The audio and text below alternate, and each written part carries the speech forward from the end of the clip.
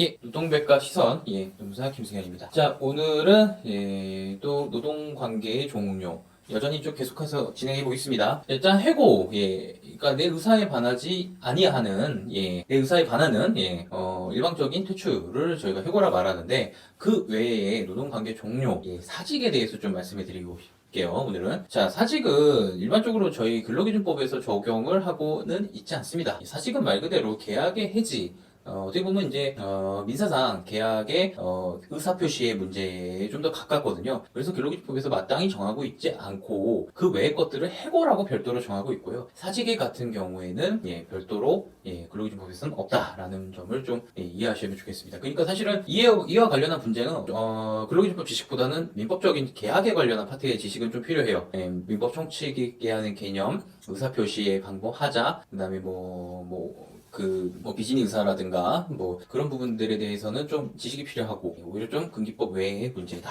이렇게 말씀드릴게요. 일단, 우리, 사직서 내면은, 끝나는 거예요, 사실은. 이렇게 기본적으로 알고 가시면 됩니다. 내 이름으로 자필로 된 사직서를 작성을 하시고 사직의 이유를 냈다면은 이 되돌리는 거는 사실상 거의 죽은 사람 살리는 거의 그 수준의 급이기 때문에 저희도 일찌감치 사직서 쓰신 분들에게는 이렇게 말씀드려요. 법률적 구제를 하기보다는 다음부터 이런 일이 없도록 어떤 내가 뭘 하면 되는가에 좀 더 신경을 쓰셔야 된다. 왜냐면 이미 떠나온 배를 아쉬워하실 필요는 없다. 이렇게 좀 설명을 드리고 있을 정도로 그럽니다. 자, 그래도 좀 몇 가지 사항이 있어서 좀 짚어보고 갈게요. 자, 사직의 제출. 일반적으로는 사직의 제출에서 분쟁이 돼가는 원인은 딱 두 가지예요. 이 사직서가 무엇을 의미하느냐예요. 그러니까 사직의 통지라는 개념과 사직의 청약이라는 개념이 있어요. 이 두 가지 개념에서 좀 다르는데 사실은 이게 종이 한 장 차이예요. 이게 되게 애매모호하고 현실에서는 사실 취업기 측이나 기간의 정함의 여부, 그다음에 계약을 둘러싼 여러 내용을 봐서 이게 사직의 통지이냐, 사직의 청약이냐를 구분을 합니다. 이 두 개가 차이가 있어서 그래요. 자, 사직의 통지는 뭐예요? 말 그대로 통지. 나 그만둘 거예요.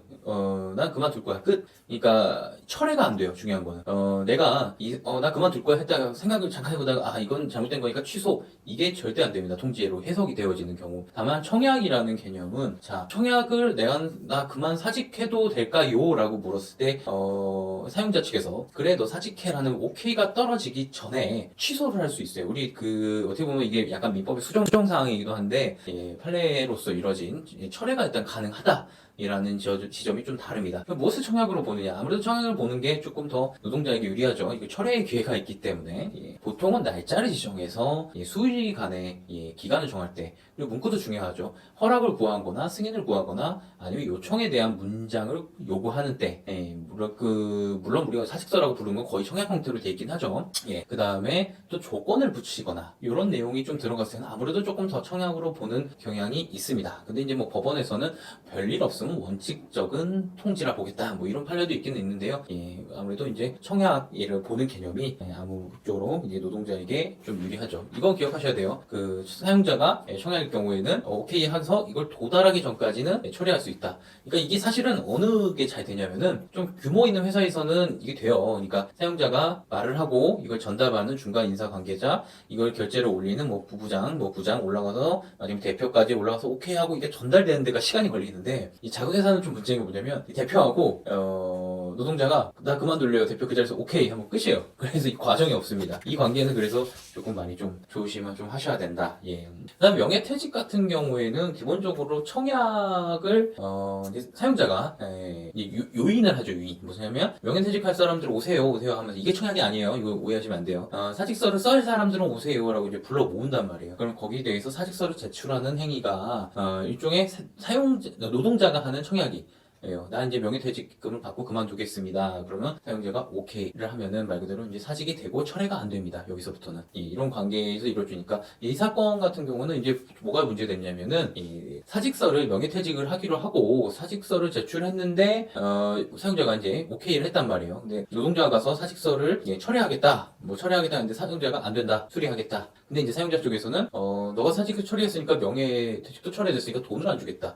여기 대해서 법원은 안 된다. 이런 내렸던 사례입니다. 오늘 좀 아까 말씀드렸지만 사직엔 또 중요한 부분이 일반 민사상 법리가 적용된다 그랬잖아요. 제일 유명한 게 이제 사직서를 제출했는데 비진이 의사인가? 비진이 의사라는 게 뭐냐면 좀 쉽게 말씀드리면 내가 가짜로 사직서를 내는 건데 너도 알고 나도 알고예요. 이게 무슨 케이스냐면은 자 그러니까 오늘 날짜로 사직서를 내고 너 내일부터 나와서 그대로 일해. 달라진 거 없고 형식적으로 우리는 이 사직서가 필요해서 뭐 내용을 바꾸는 거야 뭐 이 정도 이런 거 같은 경우에는 인정이 되어지지 않습니다. 이걸 바로 무효인 비진이 의사다. 그러니까 사용자가 알고 있음도 사실 노동자가 입증해야 되는 그런 문제가 좀 있습니다. 굉장히 어려운 얘기예요. 그러니까 웬만하면 사직서 쓰면 인정 안 돼요. 이 비진이 의사를 입증하는 방법은 사실은 그 계약서를 사직서를 쓰는 당시에 거의 녹취 음원이 있는 경우예요. 녹취 음원이 있거나 아니면 조건을 걸었다거나 아니면은 사직의 의사가 없다는 거 서로 알고 있다는 것이 이면 계약이 있거나 이 정도로 입증이 돼야지 비진이 의사가 인정이 되는 거니까 그거는 조금 착오 없으시길. 그리고 웬만하면 사직서 썼으면은 그 의사 표시 의사는 그대로 표시가 되고 그 표출된 거예요 상대방에게. 그러니까 빠꾸가 거의 안 됩니다. 아주 애외적인 경우니까 실무에서도 거의 찾아보기가 어려워요. 그다음에 또 한 가지 사직에서는 다른 의사도 적용돼요. 뭐 착오, 강박 이런 거 다 적용해서 사직서를 취소하는 경우도 있는데 일단 기본적으로 어디 가다 놓고 사직서 쓰게 하지 않는 이상은요 웬만하면은 되지는 않습니다. 근데 뭐 착오 같은 경우는 조금 되는 여지가 실무에서 좀 있는 것 같아요. 예컨대 뭐 이런 거죠.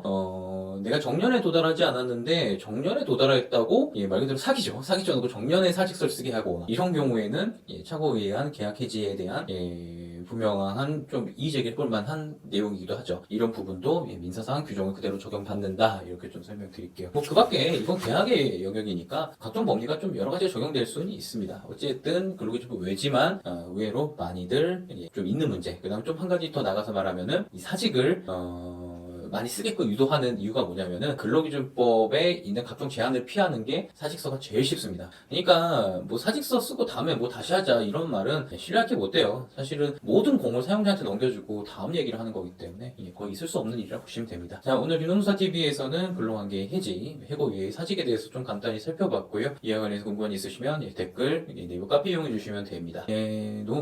친구 찾기, 카카오톡 친구 찾기로 농구법 시선을 검색해 주셔서 간략히 말씀 나눠주면 저희가 답변을 좀 그렇게 드리도록 하고요. 여기까지 좀 해서 마치겠습니다. 좋아요, 구독까지 좀 부탁드리고요. 감사합니다.